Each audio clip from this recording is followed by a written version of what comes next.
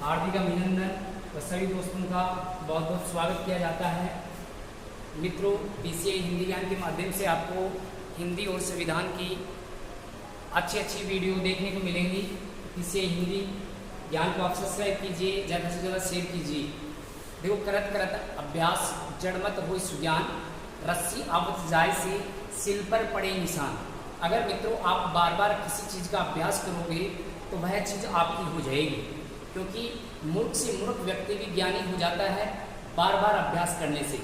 जैसे कठोर सिल पत्थर पर एक कोमल रस्सी निशान बना देती है, ठीक वैसे ही हम बार बार अभ्यास करेंगे और मन व जुनून से किसी चीज़ को हम चाहेंगे तो हर कायनात आपको उससे मिलाने में लग जाएगी। तो मित्रों, इसी के साथ बिना देरी करते हुए हम शुरू करते हैं आज की क्लास। और यहाँ पर अपने पिछली वीडियो में 1853 का अधिनियम हमने पढ़ लिया था। आगे हम चलते हैं तो आज हम 1858 का अधिनियम पढ़ेंगे। मित्रों, इससे पहले जितने भी अधिनियम हमने पढ़े, 6 अधिनियम कंप्लीट हो चुके हैं। वे 6 अधिनियम कंपनी के शासन के अधीन आते हैं और इसके बाद वाले मतलब 53 के बाद में पहला अधिनियम 1858 का अधिनियम आएगा और यह अधिनियम ब्रिटिश क्राउन या ब्रिटिश ताज के अधीन रहेगा। तो कई बार ऐसे प्रश्न पूछे जाते हैं। तो मित्रों, इसी कारण यहाँ पर इस अधिनियम का नाम पड़ता है भारत शासन अधिनियम। तो भारत शासन अधिनियम के नाम से 1858 के अधिनियम को जाना जाता है। तो मित्रों, हम सभी को पता है कि देश भारत में 1857 की क्रांति हुई और क्रांति हुई तो कुछ हलचलें हुई तो ब्रिटेन उसको भांप गया और भांपते हुए आगे मूर्ख बनाने की कोशिश भारत को की गई और यहाँ पर उन्होंने थोड़ा बदलाव किया। वो बदलाव क्या क्या है तो वो हम देखते हैं। 1857 की क्रांति हुई, इसके बाद में कंपनी के शासन को समाप्त कर दिया जाता है और ब्रिटिश क्राउन व ब्रिटिश ताज का जो शासन होता है ये यहाँ शुरू हो जाता है। मतलब भारतीयों की भागदौड़ संभालने के लिए ब्रिटिश क्राउन या ब्रिटिश ताज तैयार हो गया और संभालने की घोषणा कर दी गई। इसके बाद में हम आगे चलते हैं तो ये 1857 की क्रांति हुई, उस समय यहाँ ब्रिटेन के प्रधानमंत्री कौन थे तो कई बार प्रश्न आता है। तो ये पॉम ईस्टर्न थे। पॉम ईस्टर्न ये ब्रिटेन के पीएम हो गए और महारानी कौन थी तो विक्टोरिया थी। ऐसे 2 पर्सन यहाँ से बन सकते हैं। इसके बाद में 1858 का भारत शासन अधिनियम आया तो उस समय ब्रिटेन का पीएम कौन बन गया मित्रों तो ये ड्रबी बन गया। तो 57 की क्रांति के समय ब्रिटेन का प्रधानमंत्री पॉम ईस्टर्न था और 1858 का अधिनियम जब लागू होता है तो ब्रिटेन का प्रधानमंत्री ड्रबी बन जाता है। अब मित्रों, यहाँ पर बोर्ड ऑफ कंट्रोल और बोर्ड ऑफ डायरेक्टर, इन दोनों पदों को यहाँ पर 1784 का जो पिट्स इंडिया एक्ट आता है वहाँ पर इनको लागू किया जाता है और यहाँ द्वैध शासन की शुरुआत हो जाती है। मित्रों, 1784 में द्वैध शासन की शुरुआत हुई। बोर्ड ऑफ कंट्रोल और बोर्ड ऑफ डायरेक्टर, इन दोनों पदों को कर दिया गया समाप्त और यहाँ पर सचिव पद का सृजन होता है। कौन से पद का सृजन होता है? सचिव पद का सृजन होता है। और मित्रों, भारत देश का प्रथम सचिव कौन हो जाएगा? चार्ल्स वुड हो जाएगा। चार्ल्स वुड, जिसको भारत मंत्री भी कह सकते हैं।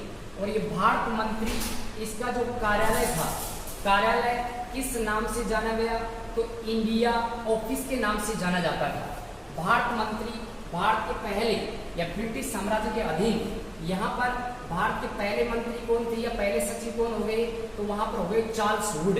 और चार्ल्स वुड का जो कार्यालय है वो इंडिया ऑफिस के नाम से जाना गया। यहाँ पर प्रथम मतलब ये है कि ये लॉर्ड कैनिंग है, ये उस समय गवर्नर जनरल के पद पर था। तो इसमें बदलाव किया जाएगा, गवर्नर जनरल को बदलकर और किसमें कर देंगे मित्रों तो वायसराय में बदल देंगे। तो भारत का पहला वायसराय, यहाँ प्रश्न बनता है कि भारत का प्रथम वायसराय कौन था? लॉर्ड कैनिंग था। ऐसे ही 15 सदस्य परिषद की इस अधिनियम के तहत स्थापना की जाती है और इसी अधिनियम के तहत केंद्रीकृत नौकरशाही को जन्म इसमें होता है। मित्रों, 1858 का अधिनियम चल रहा है और 1858 का अधिनियम ये दलितों के लिए, यह अधिनियम भारत का मैग्ना कार्टा माना जाता है, क्योंकि दलितों को यहाँ पर कुछ अलग से शिक्षा देने की या समानता देने का अधिकार दिया जाता है। और ग्रीष्मकालीन जो राजधानी बनती है वो बन जाती है मित्रों कौन सी? शिमला। भारत की राजधानी कोलकाता थी और ग्रीष्मकालीन राजधानी किसको घोषित किया गया? शिमला को किया गया। इसी कड़ी में हम आगे चलते हैं।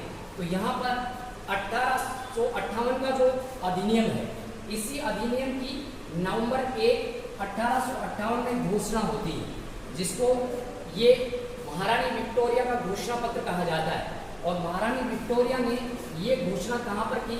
लंदन में की।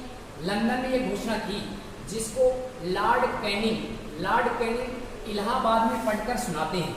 इलाहाबाद में इस घोषणा पत्र को सुनाते हैं। इस घोषणा पत्र में क्या क्या जारी किया गया?